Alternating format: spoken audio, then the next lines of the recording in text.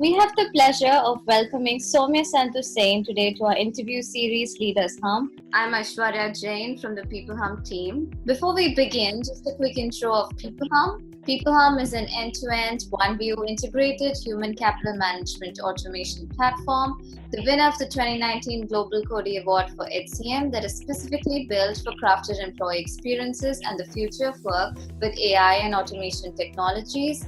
We run the peopleHum blog and video channel, which receives upwards of 200,000 visitors a year and publish around 2 interviews with well-known names globally every month. And now for our guest, Soumya is a digital HR and people analytics leader who is also a future of work evangelist. His current interests include AI-driven analytics, cultural analytics, gig economy, and the future of work.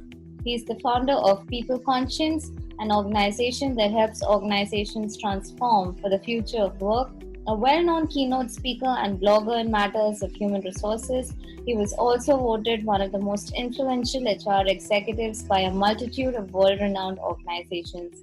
We are happy to have Soumya Sen to our interview series. Welcome, Soumya. We're thrilled to have you. Thank you, Asha. It was a pleasure to join this conversation. Thank you for your time, Soumya. And if we could begin a little bit, if you could talk about People Conscience, what was your vision when you came up with this organization? Yeah, sure. So actually, I'm into the HR tech space for more than 17 years. So starting with implementing HR solutions, so on-premise solution, on cloud solutions. Still, I'm doing it that, but in most of the organizations, small, mid-size or big, large organizations. So for the last 5 years, also part of digitalization of HR, which is also has a big impact to the whole all the organizations around the world, right? So they all this most of the organizations going through their transformation phases and other.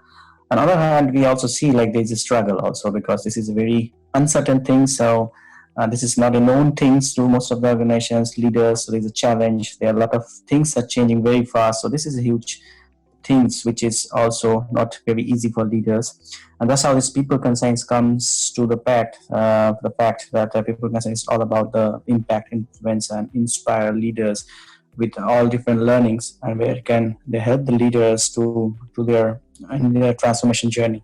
So that's the purpose actually to start this people conscience. It's more like is a more involvement into the community, right? So the community where we can build up community, we can learn from each other, we can share, we can help, and we can work as together and engage as a team all over in the community to drive this transformation journey for most of these organizations. So people share each other thoughts, and they learn it together. So that's the purpose of behind this. So that's how I engage with most of the leaders, to the community, do mentorship to others, so involved with startups, HR tech startups, so and then all this conference part and other. So that's how I started with People Conscience, and that's is I'm trying to drive this whole digital enablement changes which is coming up.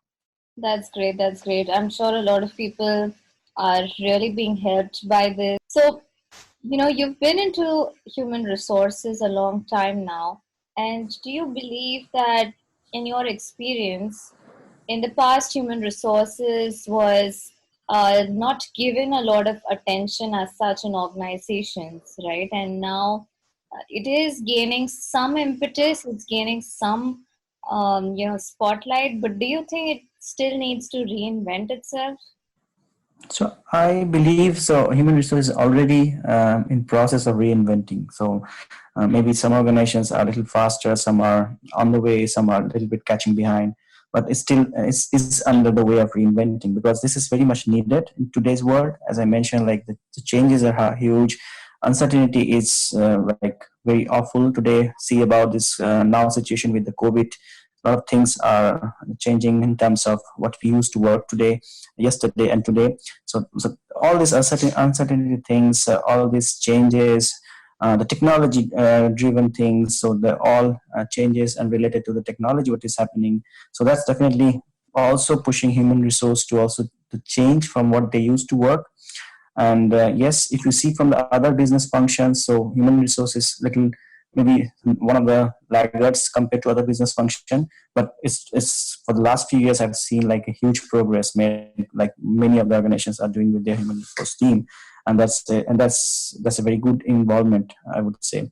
And most important thing here is to start with a new mindset, because the old way of working of HR team and the process and the compliance involvement with the transaction level things, it's not much like today we need it, because many of the things can be done by technology itself.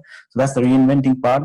But there are a lot of other things where human resource team can involve with, like thought leadership with the business leaders. So they're as a partner for business leaders, the involvement of the business decision, because a lot of decisions today on the business are really impact on the workforce leadership. So all those things can be driven by human resource, so they can really drive all those things, many other things, and they are doing it. A lot of organizations are they're doing it.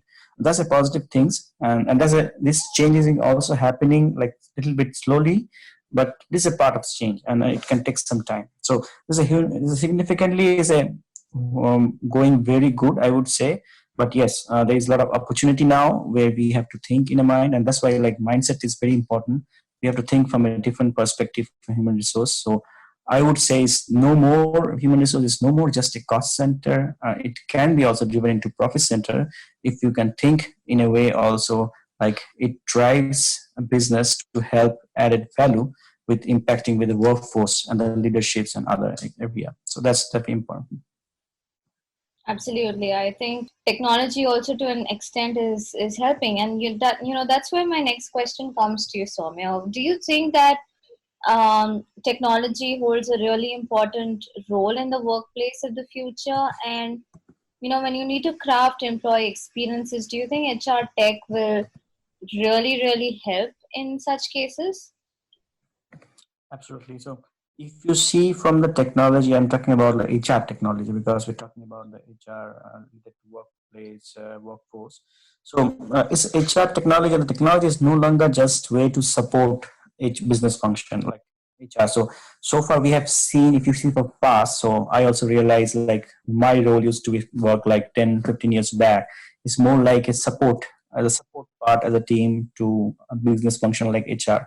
This is no more that case. So it has to be changed, and that changes is needed. Like it has to be integrated together, the business function and IT together. That's why you call HR IT or HR tech or workforce tech. So this is together. So we cannot do it separate. Like we can think like a support function rather than we do it together. We drive it together. And that's how the digital things came into places. Right. So when we say digital, it's not like a IT supporting digital stuff. Rather, HR is a part and driving the digital initiative. And we have to think this changes in that way. So when we say about technology, yes, but technology is not in front, right? Technology is in the back. So technology enables and try to leverage all this opportunity which is coming, but that's not driving. Driving is the work people, like the leaders, the HR, and the workforce. So those are the keys element which we have to think when we think about the HR technology and technology in front. So when we see the advantage in terms of employee experience and other, we have to think about like what is employee experience in behind. So not just giving benefits to the employee. Yeah, it's also in a bigger perspective is very wider, like how the moments the see like how the employee is going to impact in a positive or negative moments. So when we see employee experience perspective, it can be bigger. Like if you see, like it started with the candidate, when the employee before joining the company is joining as a candidate, and it can be end up with also after leaving company as an alumni. So all this experience matters. Like if I'm an employee and I'm joining, so all these phases of the employee life cycle is matters, and that's why like in every single aspect we can help this building this experience with the help of technology.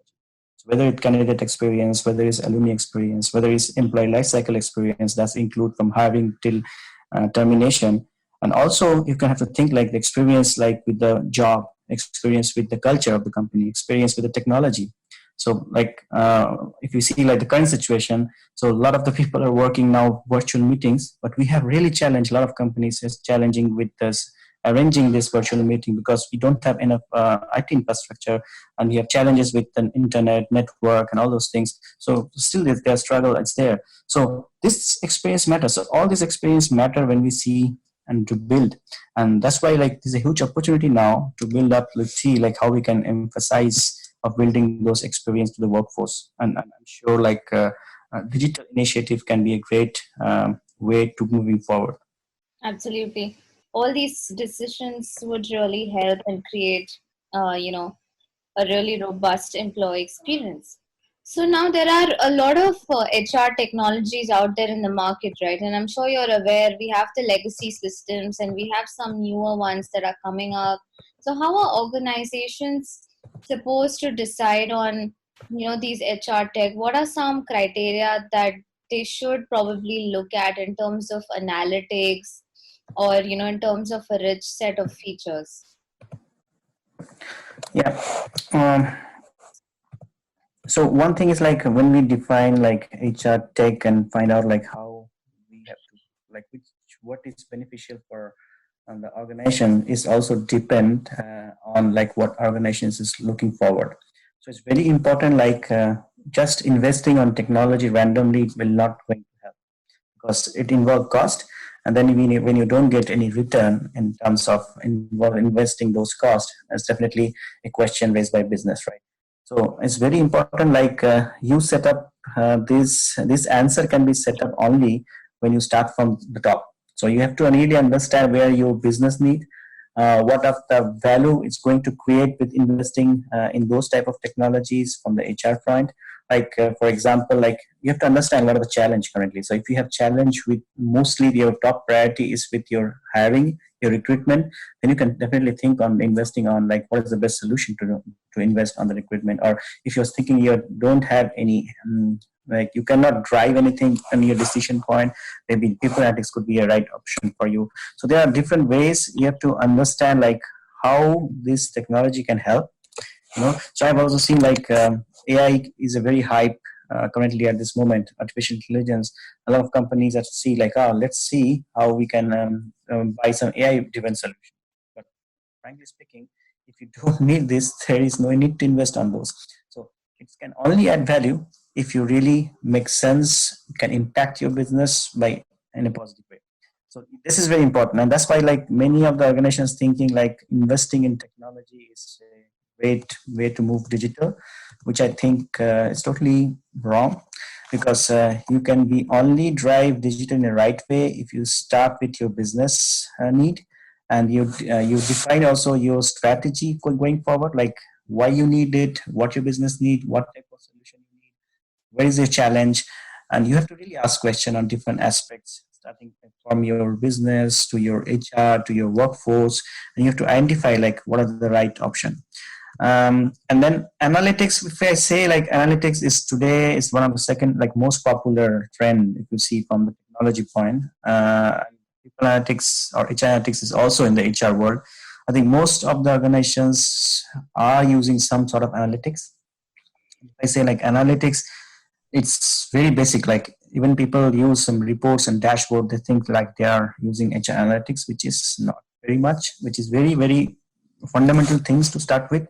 It's good that it's not bad, but analytics can be a like huge opportunity also for the HR or the business, because actual analytics start when you really know the business problem, and when you know the business problem, and then your analytics team or your data can help you to solve that, to make a better decision.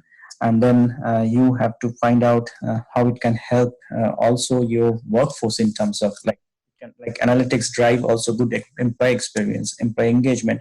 So this type of things is needed. But again, for analytics, building analytics, you also need a good data, right?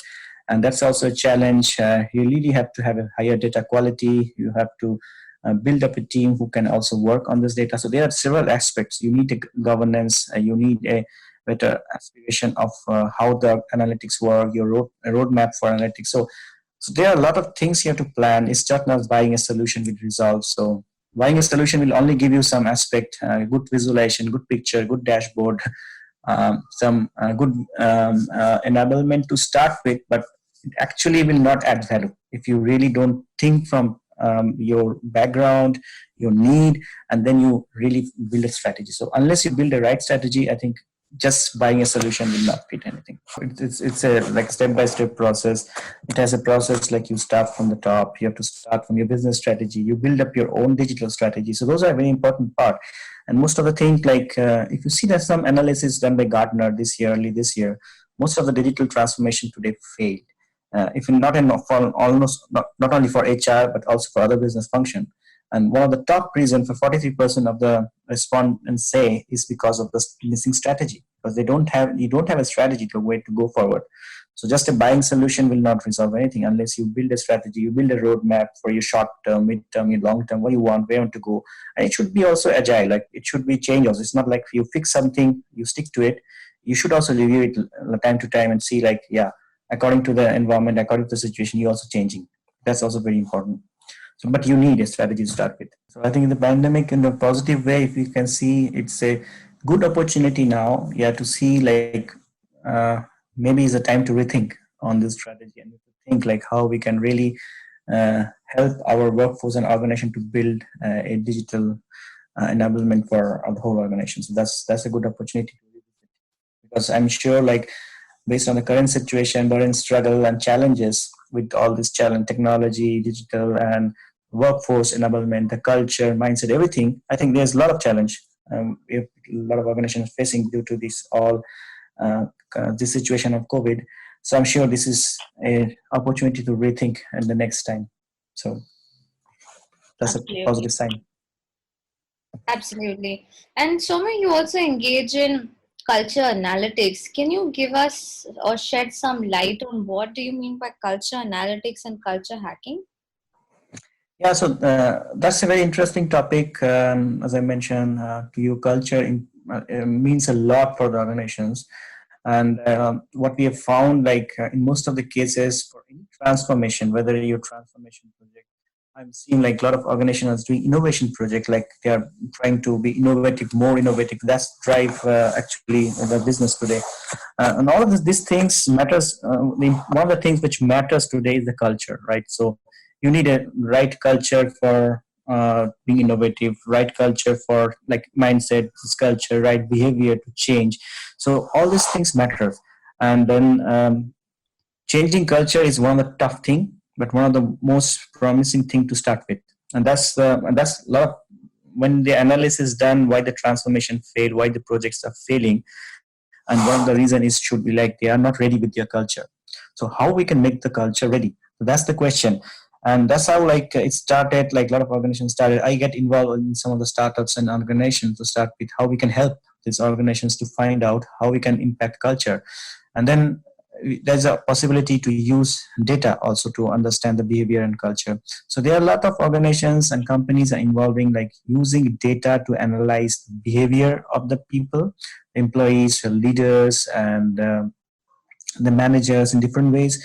Like there are like tools in people analytics like organizations network analysis we call ONA, which is really you can really find out the inner behavior signs of the organization. So how your employees engage, how your leaders behave in terms of managing employees, managing decisions. So all those things which is not visible promptly in your normal cases, but can be really find out with your different ways. So for example, I can give you for ONA, it can be used to analyze like how you communicate via email, how you communicate. So they use the data of your email, they use your data of your different communication and collaboration platform, and to see this how the collaboration done. This is one example. So in different ways, so there is different ways to find out those behavior aspect.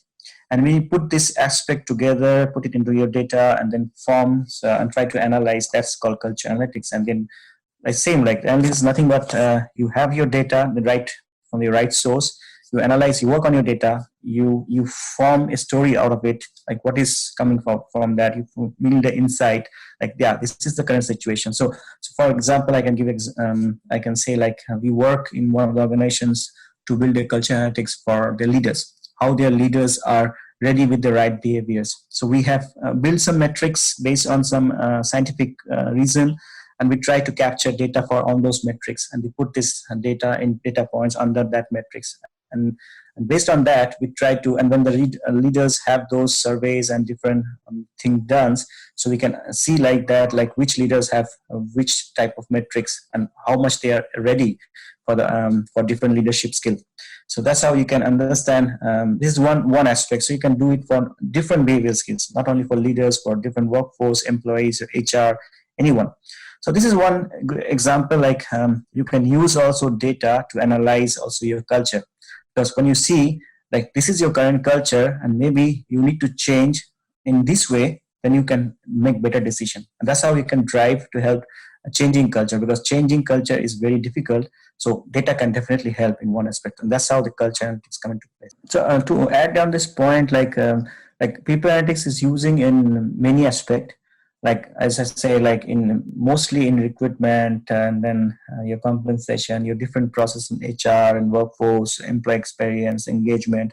So culture is one of the area which is the least visited with analytics part. It's not, as I mentioned, like it's not very known and aware to most of the organizations. So they are also not thinking in, it's not their top priority. It's many of the organizations, but they are also thinking, because they are not thinking in that aspect. Culture change is very important today, because to manage all those changes, you really have to start with your how your organization is changing. Are your organization fitting to the culture or not, or right culture or not? And this is something, yes, it's not aware, and they're not realizing. And this is also very new aspect of the analytics part, culture analytics. So I published a blog, I think 2 years back, on this culture analytics, and I thought like it's a very new area, niche area, and very few organizations started. But I've seen a progress also. Like many organizations already start doing it. That's a good sign. It will always take some time, but yeah, that's a very interesting aspect. I really enjoy when I work in this culture analytics part for a few organizations 2 years back, and still I'm engaged with some of them. So I really like it, because it's give you a really good insight on your culture, and that's very interesting to know. Because normally, if you say what's your culture, you cannot really say like, I don't know, like what's my culture and what's our organization culture and where we want to go. But there are several aspects you can really build up. Yes, this is how your culture works with data. But this is interesting. This is an ongoing learning process also. This is not something you have a fixed solution to it. You really have to work very closely with your leaders, your team, your organizations to understand this. So it's going to be quite interesting. And also, talking about the future as such of work, right? What is your opinion on the gig economy? Do you think it's here to stay, or will we see a shift in the way workplaces look at gig economies? So when you say gig economy, it's also related to the new generations, right?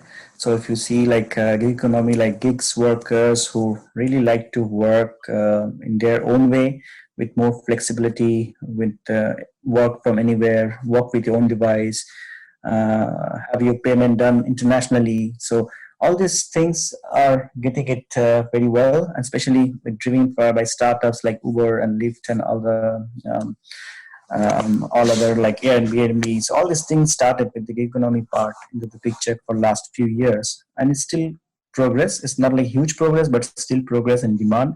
And if you see the new generations, which are also little different in terms of their working style, their aspirations. So they like more flexibility in terms of that.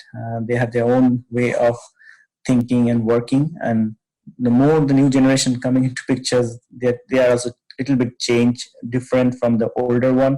So all this aspect have a positive sign to move forward if I see the gig economy. But gig economy, if you see the whole picture to working as a gigs today, we have a lot of a marketplace, we have a lot of solution already available, but still it's not a very high demand. If you say from the like big corporation or mid-sized corporation, it's still more popular within the startup world, especially the small scale organizations who have challenges, who have this flexibility, but this is not very much popular in large.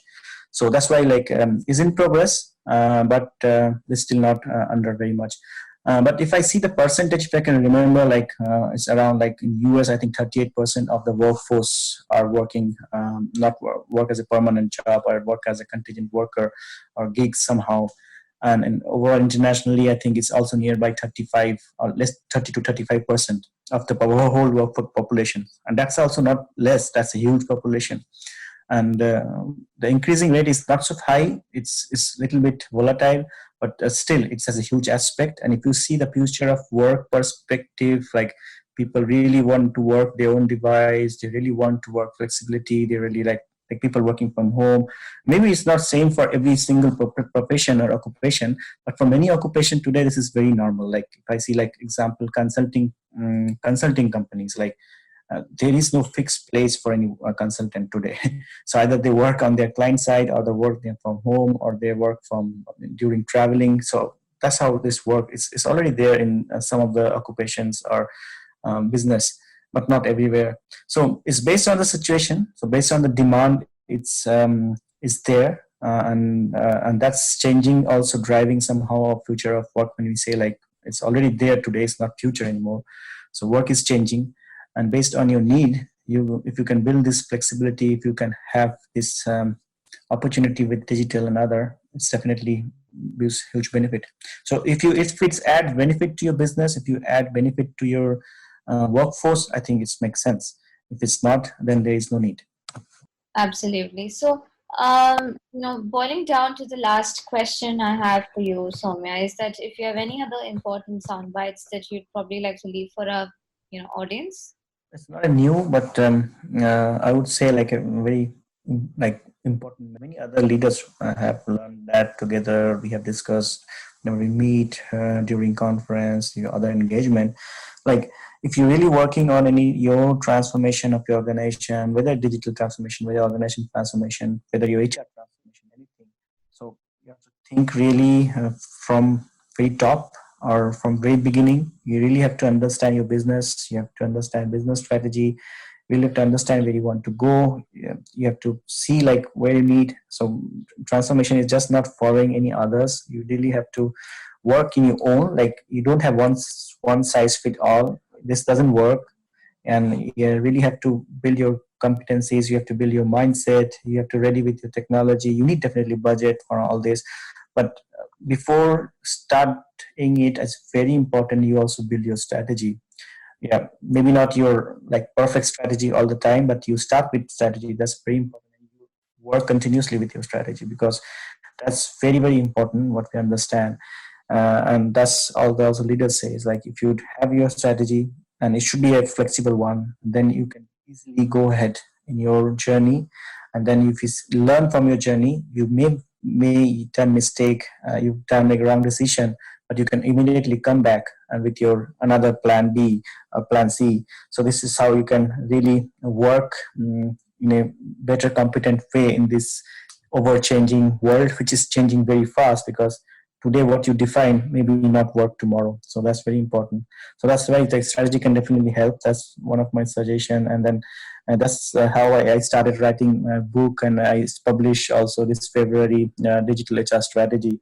So this is also like I want to help all the organizations, leaders, HR world to know about what this can be digital strategy. And it's not only for your digitalization of HR. It's a big aspect. Yeah, you start with your definitely the basic, but you also think about future of work, your workforce, your organizations, leaders, your culture, use of data, human-centric experience. So there are a lot of different things you have to think about when you build up strategies, and that's how if we can connect those points, connect those dots, it can help you to build a better future. That's my point. Absolutely, absolutely. That's a wonderful message. Connecting the dots is extremely important now because we're in such an uncertain world and in such unprecedented times. And, the future is rapidly changing. So I think if we're better prepared, if we have our strategies in line and we have a sound plan, it will really, be the right foundation for organizations. So thank you so much for that message, Soumya. And I had a pleasure talking to you. And thank you so much for sharing your views. Same here. Thank you for having this podcast. I really enjoy that. Thank you so much, Soumya. Have a great day, and I will keep in touch with you. Yeah, thank you. Same here. Bye-bye.